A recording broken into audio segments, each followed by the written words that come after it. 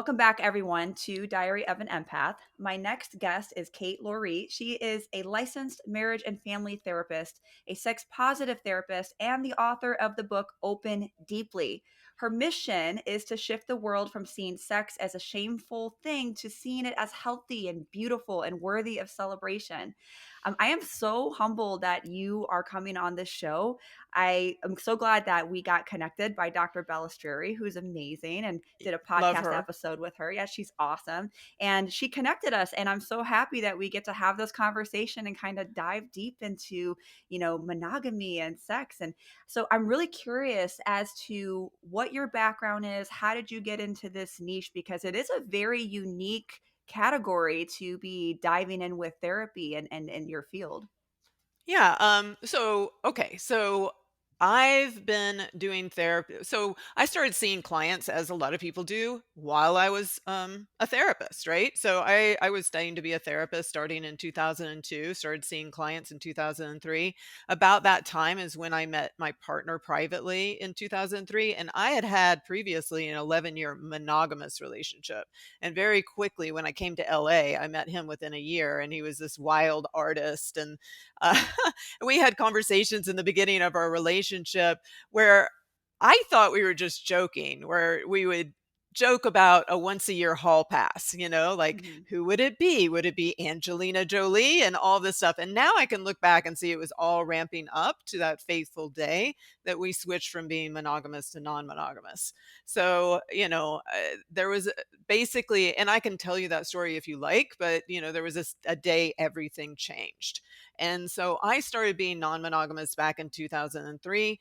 And from that point to now has been this massive journey. I've been pretty much every type of non monogamous you can think of, from, you know, polyamorous to being in the swing lifestyle. And at this point, I'm 53. So I'm, more low key in a lot of ways, more spiritual, but I don't identify as monogamous, something other than that.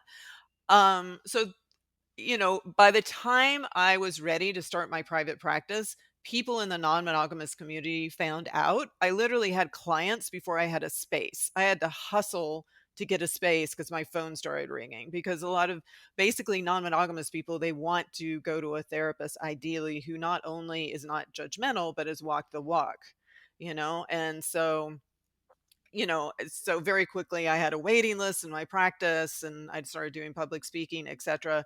It's just, you probably understand this because I think you're on your true path. It's like once you're on your true path, everything just starts moving really, Yes, really very fast, quickly. and all these opportunities just come at you. And the spiritual journey part of it is learning where to say no, because if you say yes to everything, you'll Mhm. blow out your adrenal glands, you'll like burn out in some way, right? And so that's kind of what happened for me. I love that. And so I love that you even talk about the spiritual component. I relate with that so much because I'm a very spiritual person. Most people know that, listen to my podcast. I also do tarot readings as well. And it's been very much a part of my journey. And when it started, it just has projected. Like I wasn't even ready for how fast it was going to move. But one thing that stood out to me is, when you talk about how it just kind of felt like when you made this change, it felt like you were on your purpose.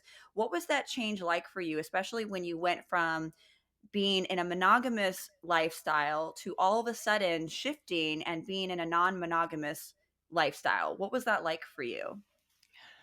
It wasn't easy because the person that I was involved with, and I was very in love with him, but let's just say he is a male muse. We're not together anymore. We were together for 13 years. We were married part of the time.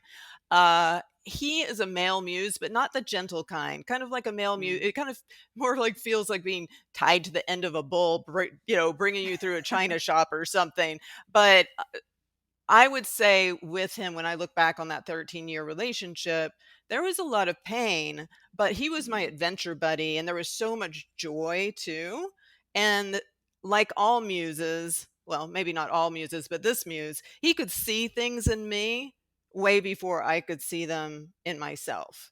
Mm. And he, so, uh, I mean, I can tell you about that day. I came home from work. At the time, I was in graduate school. I was working 3 jobs because I didn't have a whole lot of money, so I was a graduate assistant, etcetera. At the time, I was working at a place that specialized in children, who had been sexually abused. So, my life was very intense.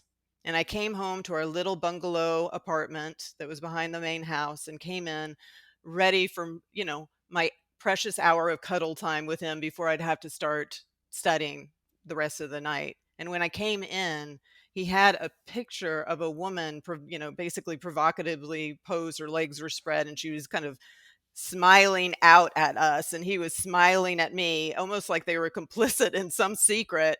And he said, I have a big idea. And he had talked to his good friend Sadie Allison, who's a pretty well-known sex educator. She's written a lot of books and et cetera and so on. And he was saying, I've cheated on women before, and I don't want to do that with this woman. I love her so much. And Sadie said, well, why don't you try swinging? And so he brought it to me. Now, I had grown up, even though my family are Canadians, so I'm very much a progressive Democrat, open-minded thinker, but I was raised for certain reasons in Tuscaloosa, Alabama. So I was raised in the deep South, very conservative environment. Mhm. And so when this wild artist was presenting this idea, I I was the scared one. I was the one that said, "This is going to ruin my career. My mom's going to find out. My peers are going to find out. What are you talking about?" Like, and I had a negative image in my head of what it meant to be non-monogamous. It was completely incorrect. Like, I literally had this vision of this orange van, like 70s van with green shag carpet, like totally 70s style, and some dude with a thick gold chain and the shirt open and his downtrodden wife behind him, and he's like motioning me into the van. I literally immediately had this image in my head. And I think I even said to him, I'm like, what are you talking about? Only creepy people swing, because I had only seen these really negative things on TV. Mm. And that started a dialogue. And he's just like, Kate, we're not going to do anything that we don't want to. Why don't we just go out to dinner with a few people and just see what happens? You're my priority. I love you. Let's just explore and have fun. So That's so that's kind of how it interesting. began. Yeah, that's so interesting that like that dynamic of, even some of our preconceived notions that we have. And it's amazing that you were open-minded to at least try something different. I find it interesting too that he was like, I don't want to cheat on you, but this is what I'm thinking. Um, so let's dive into monogamy because I think too we have this notion that monogamy is the right thing to do. That's the way that it should be, whether it's a religious upbringing, whether that's the stigma of society and what society tells us. But I think that, my opinion, you should do what works for you as a couple. But I'm always curious to look at the other sides of things too, of, is monogamy a real thing? Or did we just make it up? Did we as the human species just one day say that's the right thing to do? What are your thoughts on that? Well, I agree with you that whatever works for a couple, that's what they should do. And if they are in alignment, that's lovely and beautiful, you know. But I would really invite anybody to really look at their choices, you know. Even so let's just say that everything that's going on in someone's mind kind of indicates that they're non-monogamous. They're they have crushes on a lot of people all the time. They may be with their partner, but they're noticing all the beautiful people on the beach when they go for a walk. There's a lot of indicators that they might be non-monogamous. Even then, someone may choose to be monogamous. Like Dr. Christopher Ryan, who wrote Sex at Dawn, says, you know, just because, what is his expression? He basically says, even if you decide not to eat meat, it doesn't mean the bacon won't still smell good. So basically, for some people, they may choose monogamy somewhat like some people choose to be vegetarian. So some people make that choice, and that's valid, and I'm not going to mess with it if it works for them. Other people I've run into that choose monogamy, literally when I ask them questions, the way their mind works is like a monogamous mind. They're not really noticing a whole bunch of other people and things. They're very focused on their partner. and it's not hard for them to be monogamous. And again, I'm not going to mess with that, you know? But there's a Mhm. lot of people that come to me where they want to be non-monogamous, but they're scared, they're filled with shame, they're scared of the repercussions. And with them, you know, especially when they're coming to me, who's known as a non-monogamous therapist that serves this community, I'm really going to ask them questions about that and help them sort out what is their authentic truth. Yeah, I think I'm that person who identifies with monogamy. And but at the other side of the coin, I also question monogamy. It's super weird. Like I'm the type of person if I'm in a relationship, I really don't have eyes for other people. Like of course if I'm out with my girls or if I'm out and I see a fine man, I'm going to be like, "Oh, that's a good-looking man." You know, if I see Dwayne Johnson walking down the street, hell yeah, that's he's good looking. He's a big guy. Right. But, you know, when I'm with one person, I tend to be very tunnel vision. I tend to want monogamy. I tend to want that closeness, and I don't tend to seek that out with other people. But I'm also I like to really understand humanity, and I almost wonder at our core, if you look back at our ancestors, you know, the whole our perspective was to try to survive and try to reprocreate, like you know we want to reproduce, we want to make more of each other. So men tended to be with more women and women tended to be with a man that they can survive with. So I almost wonder at what point was monogamy kind of like the accepted stigma of society.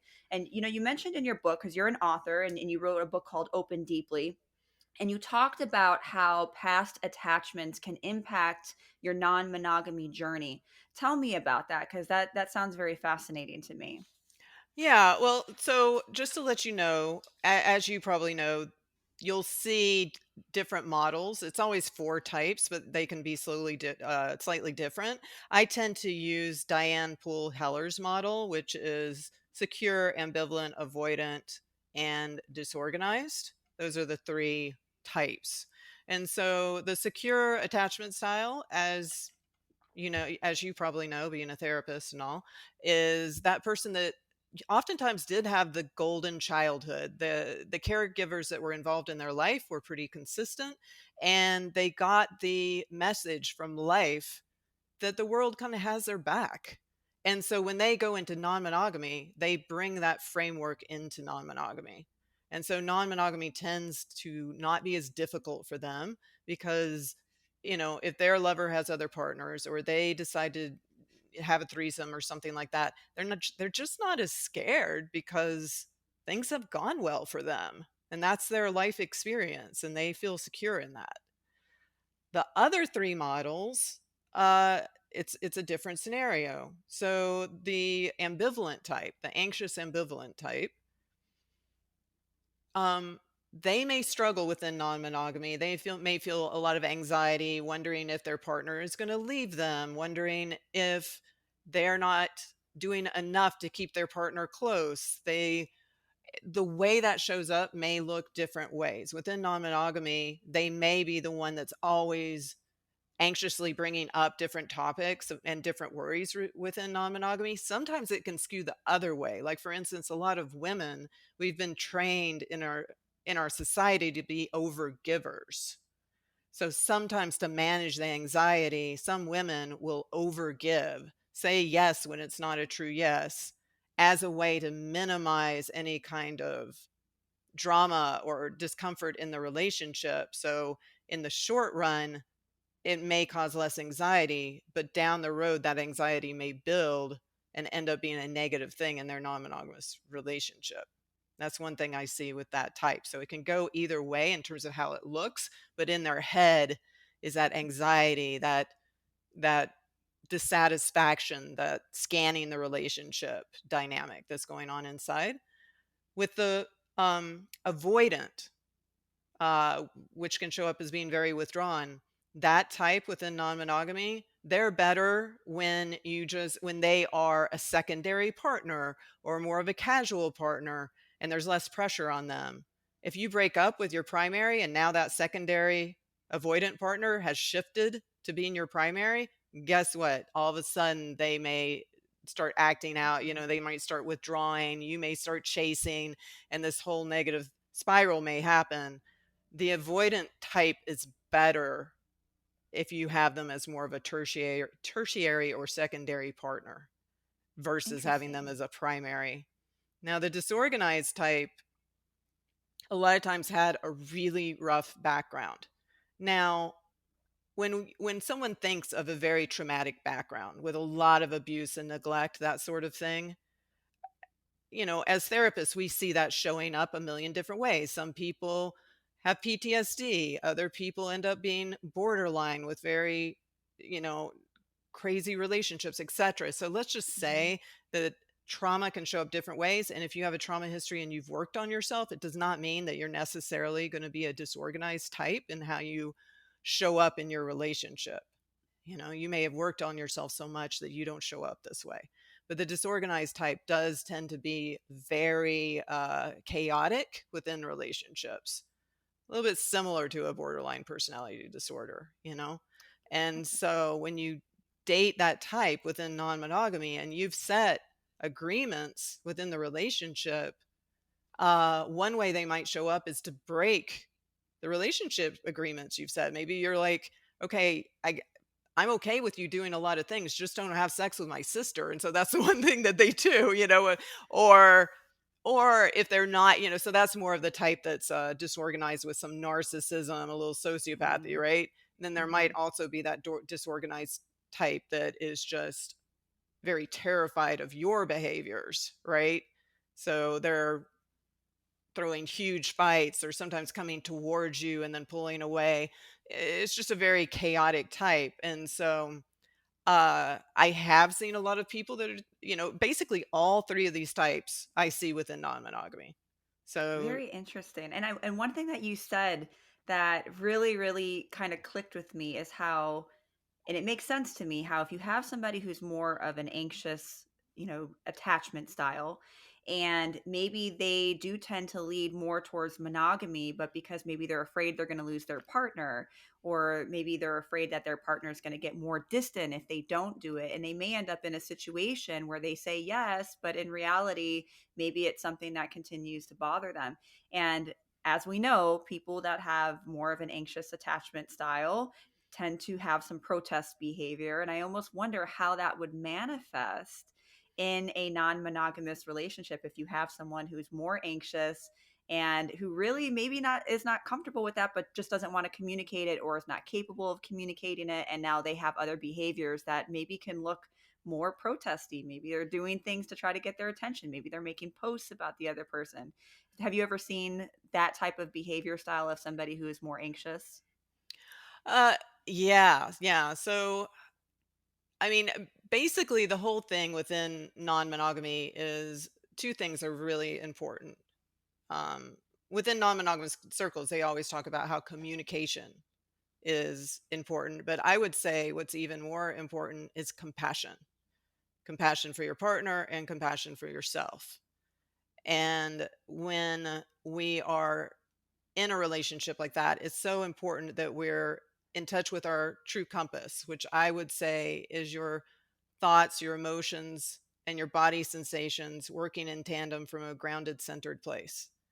The more that and from that place, you're more likely to be in your higher self, your more spiritual self. You're less likely to act out in those ways. And also, because non-monogamy pokes at our attachment injuries way more than monogamy does, that means that we may get low-key triggered within the relationship or relationships much more easily. And so I came up with a communication model that I call EPIC that I can just tell you briefly. Yes, Is please, please. is basically it's a combination. It's very inspired by Imago dialogue, the trauma resiliency models made by the Resiliency Institute, and then also a little bit of Buddhism. So it's called EPIC. So the E is the emotional piece, which is the empathizing piece. The P is the physical piece. So this is the grounding, centering piece that happens before, during, and after. The I is the intellectual piece, the validating piece. And the C is the communication, or is the, sorry, is the compassion piece, compassion and action that will happen at the tail end, along with, again, grounding and centering the person. So the P in epic, the physical, the grounding, again, it happens all through it. And that's so key, again, because non monogamy pokes at our attachment injuries way more. So when we're having a hard discussion, the chance that we might be low key triggered is greater. So, and I can explain it more if you would like, but that gives you a little superficial idea of what it's about. I love that because I think that some people they like to have set rules and protocols that they can follow to do things. I think a lot of people when they're trying to get treatment for something or when they're trying to start something new or when they're trying to change certain behaviors, they don't always know where to start and people want to be told what to do. How can I do this? Give me a step. That's why, programs that have these step programs are so successful. Now, what about you talk about non-monogamy, but is there a difference between a non-monogamous relationship and a poly relationship? Because I've heard both of those terms. Is it the same? Is there a difference? In my mind, non monogamy is an umbrella term. And then underneath that is kind of a continuum. And there's different ways that you can talk about it. But I like to express it from the standpoint of being like a risk continuum. So on the left hand side of our risk continuum, let's call it, the swing lifestyle. And then on the right hand side is not only polyamory, but a whole bunch of people living in a house raising kids together. Like, okay. So to answer your question, let's differentiate between the two extremes on the pole. So the swing lifestyle usually is a situation where it's oftentimes very couple based. So two people that are romantically, emotionally monogamous and sexually non-monogamous, they tend to have more boundaries in their relationship and agreements. Um, and they're doing it largely to have adventures together. They're likely to call each other adventure buddies, and their intention when they have an adventure is to go home with each other and at the end of the night for the most part. And I joke that a whole bunch of swing lifestyle people, at a hotel takeover or something like that, is almost like an accountant's convention. You can go from one accountant to the next and their rule book is pretty similar. You won't be Mm, shocked by the difference. And that is another reason why it's less risk. And when I say risk, I'm talking about the risk for pain. That does not mean I'm favoring that. It's just, like if you were to go down to your stockbroker and you were to make a stock portfolio, the stocks that might have the highest gain also have the highest risk. So higher risk is not necessarily a bad thing. It's just, it's just more of a risk. mhm. When we go over to the far right and we talk about poly couples, they are emotionally non-monogamous and emotionally and sexually non-monogamous. Some people are asexual, but for the most part, you're talking about people that are non-monogamous, both emotionally and sexually. So they are not scared of bringing love on board. And I use the word couple, but of course, as soon as you're talking about poly, you're talking about many loves. So, Mm, and the way that looks can be a bazillion different derivations because within non monogamy, it's like making a custom made dress or suit. You get to say what that suit or dress looks like. So with so polyamory, it may be that you both have two separate lovers, or it may be that you're in a quad, four people that are in love, or there can just be a million different combinations on the poly side. And between those two poles are basically hybrids, like maybe a couple that sometimes plays together, but they both have, which looks more like polyamor or more like swing lifestyle. And then they both have lovers on the outside, and that might look more like poly, especially if they're in love with those two people. interesting. I've always known about poly relationships from watching like Sister Wives. I think most of the people who are not familiar with this are probably going to be like, "Oh yeah," and that's what they think that it is.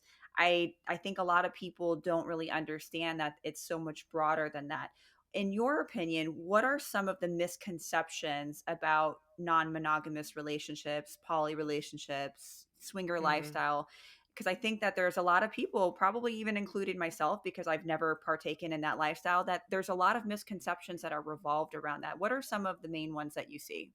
Okay, well, you actually just touched on it without knowing when you said sister wives. So I'm pretty sure, I'm 99% sure that that's about polygamy, not polyamory. I could be Oh, wrong, okay. So you please, what know? is the difference with this? Okay, so polygamy, one, so I have never had a polygamous client, nor have I ever met someone who's polygamous. I've had friends whose parents were polygamous. Like I've had friends, like I have a friend from Senegal in Africa, and his dad was polygamous, in Senegal, and he had two wives, and he was raised by a whole village you know Wow. and back in the day, I don't think there's many Mormon communities that are like this, but back in the day there was polygamous communities within Utah, right? Or in, well, Hmm. probably different. I don't I Like I said, this is outside of my scope of practice because I don't Got it. I just have talked to some people who have had relatives that are polygamous. So polygamy is a legal term, and it basically means multiple spouses. And so polygamy, there's two different types. And again, outside of my scope of practice, so I'm a little fuzzy. There's polyandry, and then there's another one. One means multiple wives, and another one means multiple husbands. So, when you go to, there's a lot of places in Africa that this still goes on. There's different places where this still goes on, not so much in the United States. In in the United States, there's a lot of people that are polyamorous. Polyamorous is not a legal term. In fact, here you can't marry more than one spouse.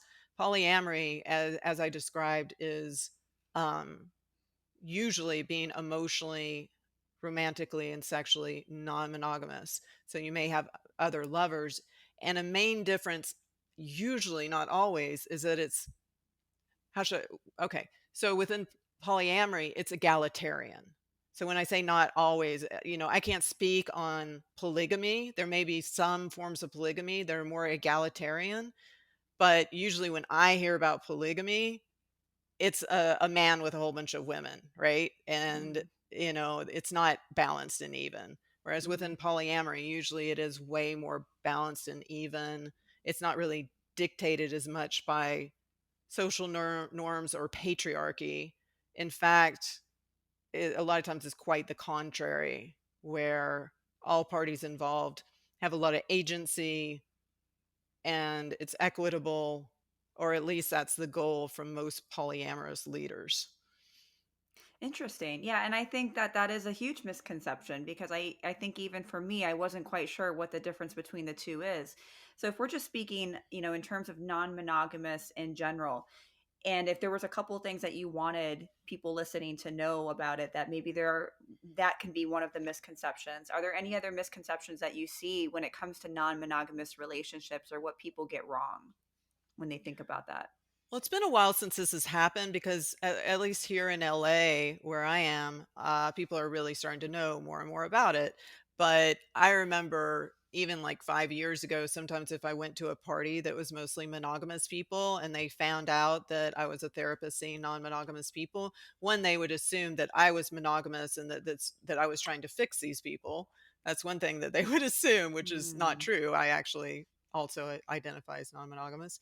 But because they made that assumption, they would immediately start talking smack and say things like, "Yeah, I know this non monogamous couple, and they are a train wreck, and they came to this party, and they were just hitting on everybody, and those people are just a mhm, mess, and they don't have any boundaries, and they'll just touch you," and like all this stuff, right? One mhm. thing you have to keep in mind is most non-monogamous people are in the closet because of the bigotry. So the ones that are functioning well, a lot of times you don't even know about them. sometimes the ones that you know about are the ones that might be a train wreck. Because there's Mhm. at this point, like the latest statistic I've seen is that 1/5 of the United States has engaged in consensual non-monogamy at some point in their lives, and 29% of adults under 30 today consider open relationships to be morally acceptable. So, at this point, it's becoming pretty common. But that person at the party who's saying all of that, a lot of times I'll kind of tease them a little bit. They don't Mhm. know I'm teasing them at first. And I'll just say, so if you imagine going to a non monogamous party, like a play party, where there's sex going on, Mhm. and you knock on the door. Do you imagine the door opening up and that there's this writhing pile of bodies going up to the ceiling? This right, they're all having sex and they're making out, and that person grabs your hand and pulls you towards the writhing pile of bodies, and you can smell the sex in the room and all that. And they'll kind of, they have their drink in their hand and they'll look kind of sheepish and they're like, yeah, that's kind of what I picture. And I'm like, no, actually, non monogamous people a lot of times have a lot more boundaries than monogamous people. Like, to be successful Interesting. at it, you have to have a lot of boundaries. So it's actually quite the contrary. It's very far from that. You know, It's yeah, fascinating. yeah, you can find play parties, but that's not usually how it goes down. I mean, with anything, you can find people that are operating in a way that is unhealthy, but when you get in circles that are healthy, it's very boundaried, and consent is very much uh, a goal. Basically, consent culture and discussions about consent are very much on the table all the time.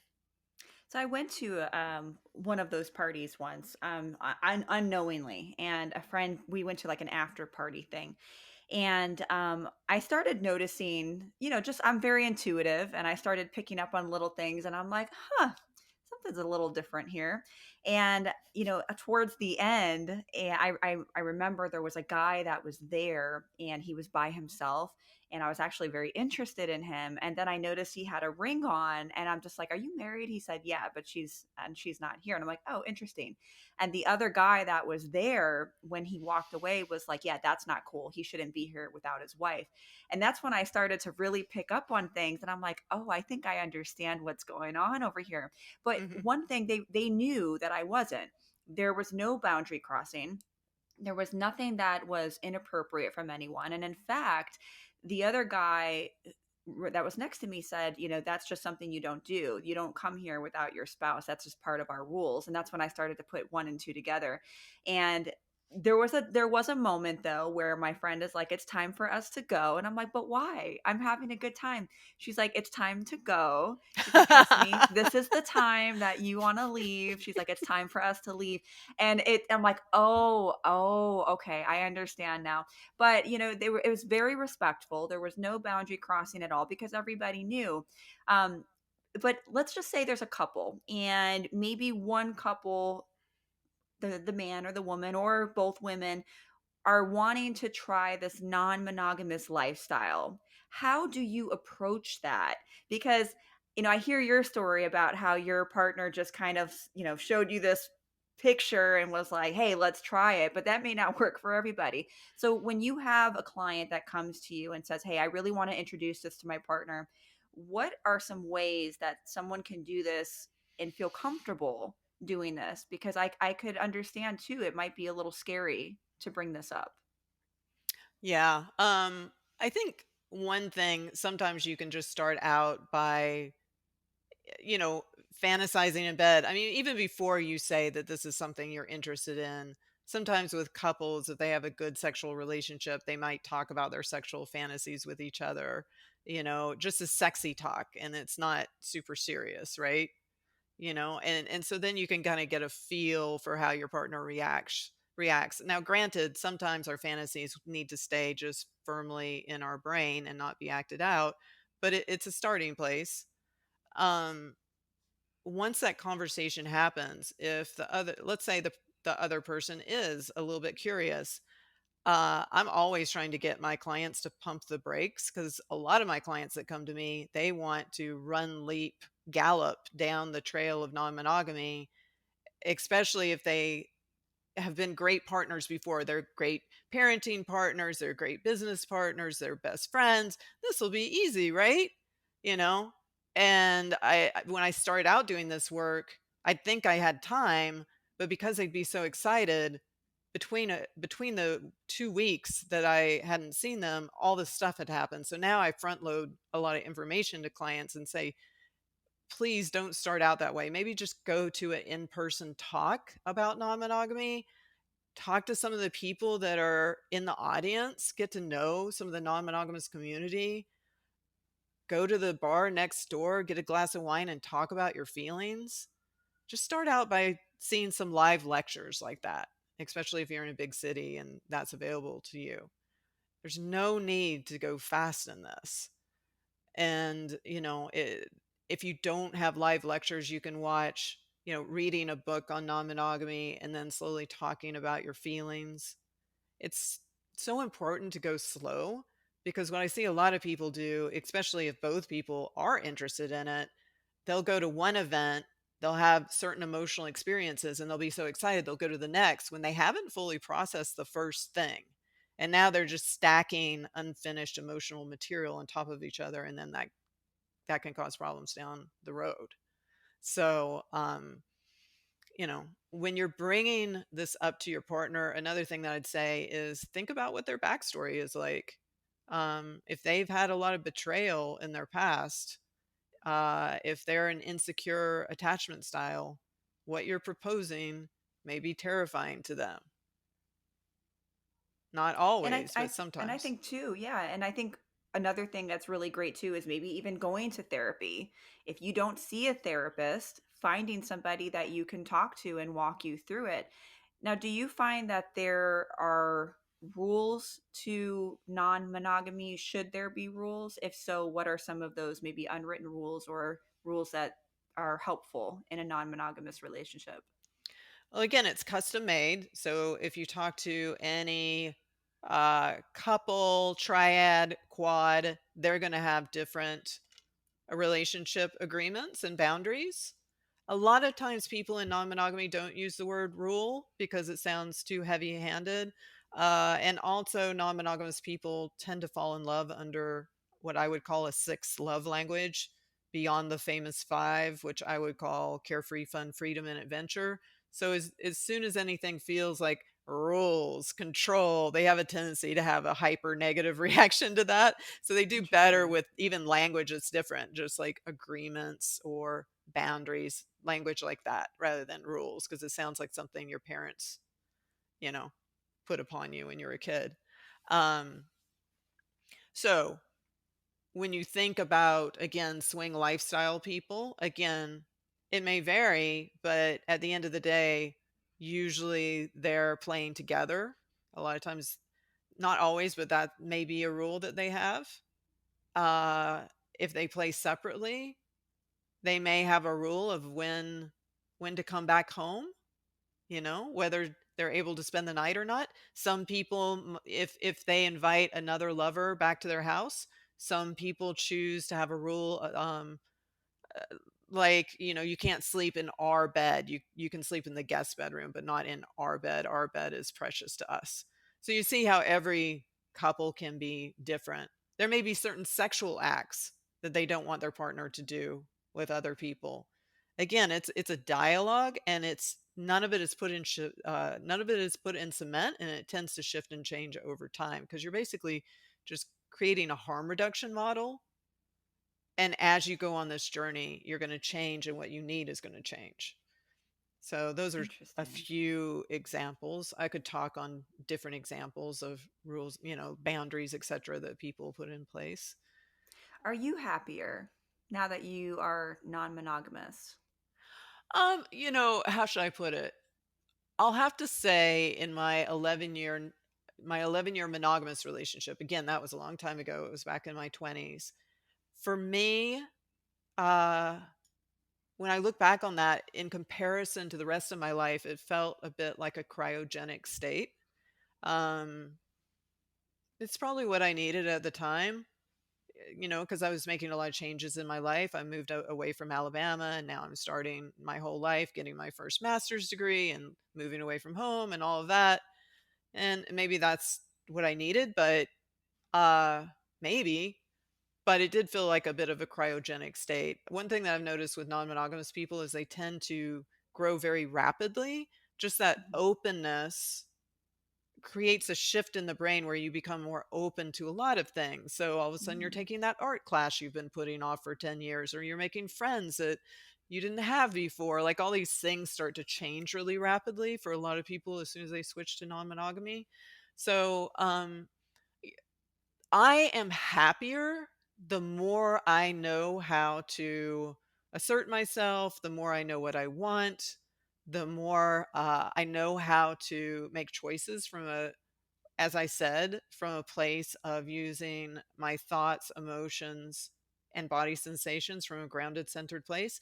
When I was younger, I had a tendency to value intellect way too high. And I think that was probably a little bit of internalized misogyny, especially growing up in Alabama, even though my mom was very much, a feminist and very much about supporting like you know, uh, the rights of people that are black, etc. I was learning about the Southern Poverty Law Center when I was in elementary school, you know. wow.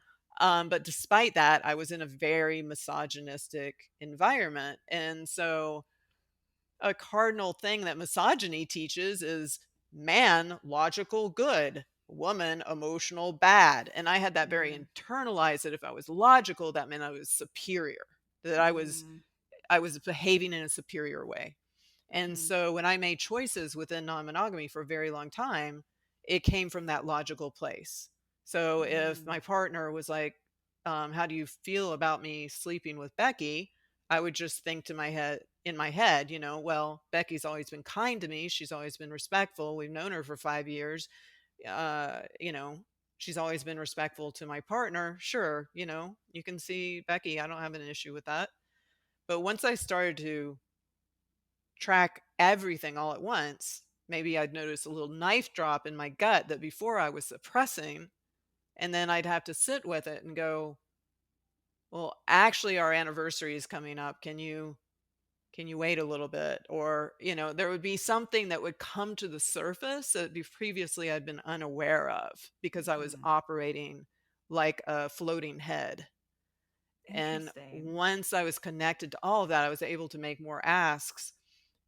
And immediately I started to feel calmer in my body.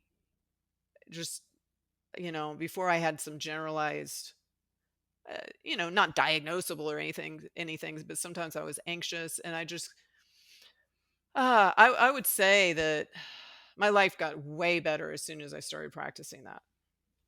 I think it's hard when people are taught from an early age that you should be this way, that if you express your emotions, you're weak, especially for men too. I think it's really hard, in the generation. I think this new generation is kind of getting better at being more open with their mental health and their emotions. But I love the ties that you talked about with how people grow up versus how they are and why they might be the way that they are in relationships with monogamy versus non-monogamy. But one thing that kind of stood out to me is that pain or that feeling that you felt in your stomach. And for me, I think that's what I would have a hard time with if I tried to be in a non-monogamous relationship. I think I would be more jealous. So if there's people listening that are kind of like have always teeter-tottered with the thought of maybe being non-monogamous with somebody, how does somebody handle when the jealous feelings come up? How do Mm. they deal with that? Because I think it's natural as humans to feel a little bit of jealousy. How do you do that? How do you navigate that in a non-monogamous relationship? Yeah, well, first, I would say this. Obviously, I've thought about jealousy for a long time, being a therapist that works with non monogamy. The first thing that I do when a client says that they're jealous is I unpack it because it's a complex emotion. And inside jealousy is all these other emotions. A lot of time it can be rage, it can be sadness, fear of loss, like all these things. So that's the first thing I do is I unpack the jealousy suitcase and see what's inside. Also, I get to know their backstory and get a sense of like what are we talking about? Because when one person says jealousy from 0 to 10, it may be at a 2, and another person may be having night terrors and panic attacks because they had such a bad backstory or what have you, right? So the way you treat those two things is totally different. So that's another component. For the person that's more of a 10, I might be finding out what it bridges back to, what those moments where they feel the worst, what do they bridge back to in the backstory? And I might be doing EMDR, which is a trauma modality, to clear those past traumas so that they don't hit a 9 or a 10 when they get upset. Now it's after doing EMDR, it may be a non-issue or it may be a 5 or something. And now they can negotiate through an uncomfortable moment with success, right? So there's that part. But those are more extreme cases. If I were to give an example, like say Marjorie and Devin are at a play party together, and all night Marjorie is talking to Ben and ignoring Devin, and Devin is just she's not showing that she's upset because she doesn't want people to know at the party. Um, but inside she's just really upset, and on the way home they get into this big fight. But let's say the next day, Devin is able to sit with her feelings and calm down and look at it and unpack it. And so she divides the work in her mind between what is my responsibility in this and what is Marjorie's responsibility in this.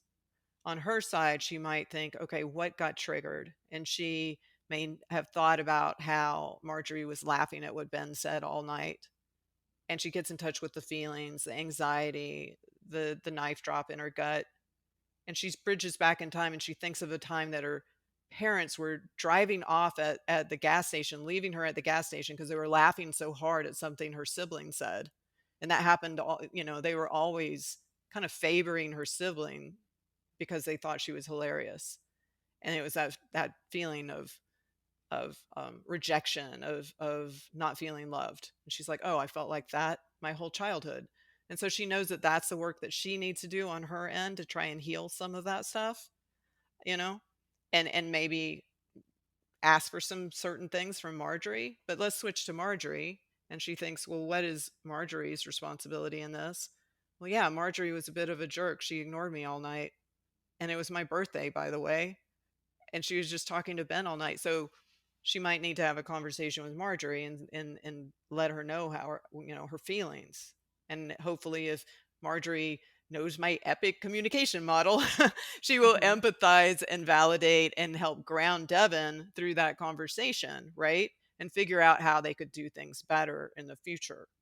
Well, what do you need, at the end of that conversation, when you're in the compassion place, the compassion in action, she might say, well, what do you need the next time we go to a party? Can you make sure you check in on me every 30 minutes, or can you just kind of be by my side for the first 30 minutes and hold my hand? There can be agreements that are made that help reduce the jealousy. Now, obviously, I'm just giving you one little vignette, and it can show up a million ways, and it's a tough conversation, but these are just some initial thoughts. Yeah, and it sounds like communication is big. It sounds like communication is really going to be something key, especially if you're wanting to try a non-monogamous relationship. Now, what about shame? Because I think too, some people may want to try this, but maybe because of how they grew up, maybe their religious upbringing, maybe societal views, they haven't been able to really come to terms with doing it because of maybe how they're feeling. Maybe they feel guilty or feel shameful for doing it. What do you say to somebody who is not trying it or not coming out because they feel guilty or they feel shameful about what they're doing? So let's kind of break that down into a few common camps. So for men, a lot of men, especially kind men who express this to me, they'll say to me, I don't want to be that guy. I don't want to be kind of like the douchebag at the gym that's an asshole to women. that gets laid all the time, like they have in their head, a lot of men think that there's two doors that they can choose. They can choose the door where they have a lot of female friends but they're kind, or they can choose the door where they have a great love life but they're a jerk. And they think that those are the two options, which is Mm. not true. I sometimes joke that you can be a noble slut. um, I love that. so you have to break down this thinking that they have in their head. And being a noble slut is, you may have several lovers, but you're authentic with them. You are letting them know who you truly are. You're not, like I've had some guys, like on dating apps, look as if they're say non-monogamous and free, like they're free to have a primary. And then I get them to dinner or whatever, and they say, "Oh, I already have a primary. Are you interested in being my secondary?" I'm like, "No, I'm not looking to be your secondary." And so now they've wasted my time, right? Mm. So being authentic from the get-go, right on your dating apps, is important. And then if you see somebody afterwards, don't ghost them. Like, say thank you for the night, that kind of thing. And when you start to see in your mind this new model of how to be a man operating in this world, you can start to break down that kind of shame that you're going to become a monster. That's the fear that a lot of men Mm. have, that they're going to become a monster.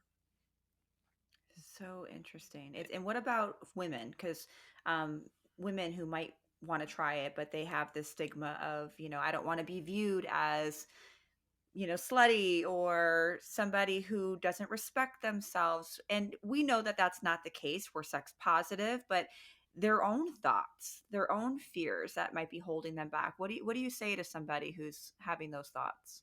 And you're right, and we should probably touch on the middle, the folks that are gender queer, etc. But yeah, you're right. The fear that most women have is, does that mean I'm a slut? And then there's the folks that fear that they're a sex addict, right?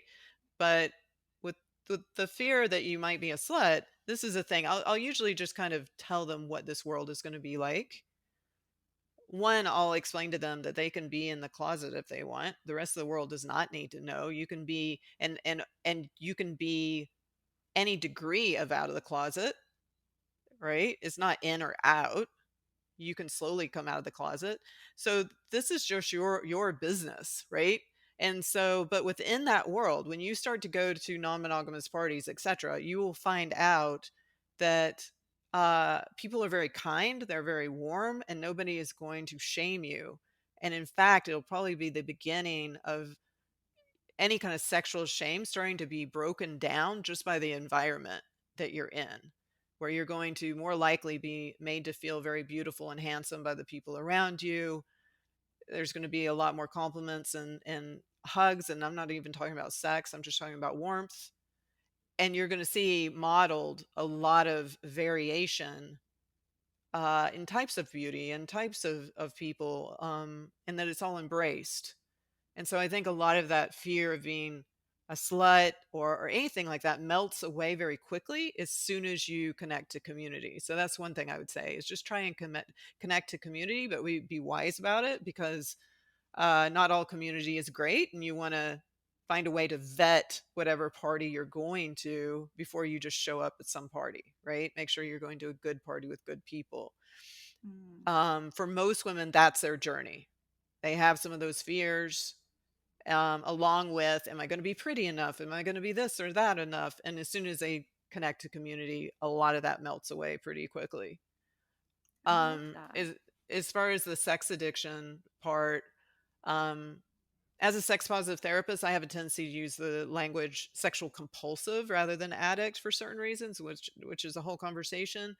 But basically, I'll tell them, as long as you have agency, then you're not a sexual compulsive. If you are going to some of these events, if you're having these experiences and you're able to set boundaries, you're able to maintain your jobs and your friendship, and it's not breaking down your life, and you're able to say yes when it's a true yes, that kind of thing, you're not operating like a sexual compulsive. A lot of times a sexual compulsive, they have the experience and then they go into the shame spiral the next day, and they don't have as much agency over their choices. It's very compulsive, right? So once I explain that differentiation, a lot of times they feel better about that. So I guess with the shame, I always just break it down into what type of shame are we talking about. It's just so interesting to hear the clinical aspect, your experience, and how many moving components there really are, because I really feel like there are so many misconceptions of non monogamy. And I really struggle with, are we really meant to be monogamous? Even though I prefer monogamy, but at some level, I feel like as a human species, we're not really meant to be monogamous. And that's just my opinion. But, so I teeter totter with it. Now, let's talk about your book, because you have a book out, and I want to kind of talk about what it's about. Where can people find it? I'm going to link it for everybody, but what made you want to write this book? Well, so a lot of things. The personal story was, as I've mentioned to you, way back in 2003 is when it was first introduced to me. I didn't know about some of the major books that were out there. There was really at that point only one major book out there, The Ethical Slut by Janet Hardy and Dosey Easton. And I'll have to say that that book is amazing, and it's still on the charts on Amazon, etc., way up there. But it's a 101 book. It's just it's just there to reduce shame and tell you some of the basics, and it does a great job doing that, right? So even if I knew about that, it really wouldn't have addressed some of the things that I needed to have addressed. But long story short, I had to learn the hard way all the way along. So one intention behind this book is to create a book so people don't have to learn the hard way, so Mhm. that they know how to ground their body and make choices from a grounded, centered place with their full compass. So that, the book is complex and it hits a lot of things, in terms of how do you manage triggers? Like, what if you have a mood disorder and you're non monogamous? What if you're dating someone with narcissism and you're non monogamous? Like Mhm. it talks about it's got a lot of breadth and depth. Um, but it does start out in a lot of ways from that place of, let's talk about the attachment styles. Now let's talk about attachment injuries. Now let's talk about your triggers. Now let's talk about how to ground your triggers. Now let's talk about how that feeds into the epic communication style, you know? And the end of the book talks about things like how to maintain your relationship if you are in a primary or nesting partner relationship. How do you make sure that you stay connected when you've got all this going on around you, And I talk about different ways to do that. And at the end of the book, I talk about there's a chapter on coming out, which for a lot of folks, coming out as non monogamous can be super hard for a lot of reasons. It's You like the know? Bible of non-monogamy. That's what it sounds like. Well, I definitely tried to write the 102 book because there's some Love it. very excellent 101 books, both The Ethical Mhm. Slut and Opening Up by Tristan Taramino, are both very solid 101 books. And so this book, I tried to have it be both the 101 and the 102 two books. So there's Mhm. part one, which is only 3 chapters, where I plow through the basics, and then part Mhm. two is the whole rest of the book, which is all about the stuff that I just mentioned. I love it. And I'm so grateful and glad that there is people like you who are educating on this subject, because I think that we need to get out of this box of it's only one way and this is the only way, because that's just not the case. Everybody's different. It's subjective. We're all spiritual, living a human experience, and your path is your path.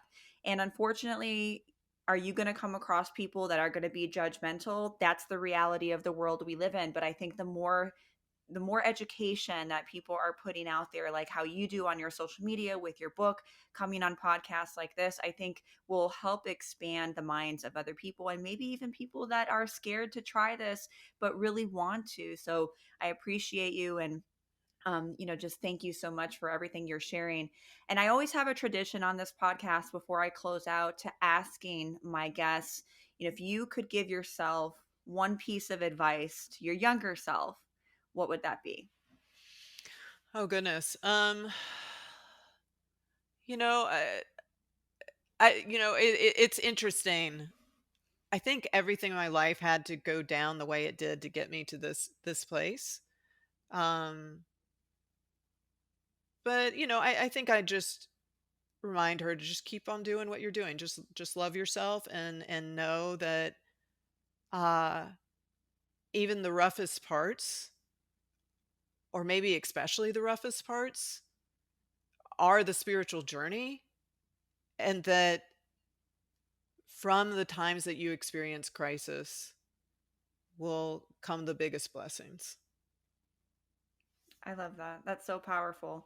Well, thank you so much. I appreciate you. I can't wait for everyone to listen to this episode. And if you guys like this episode, please tag us both. We want to hear from you.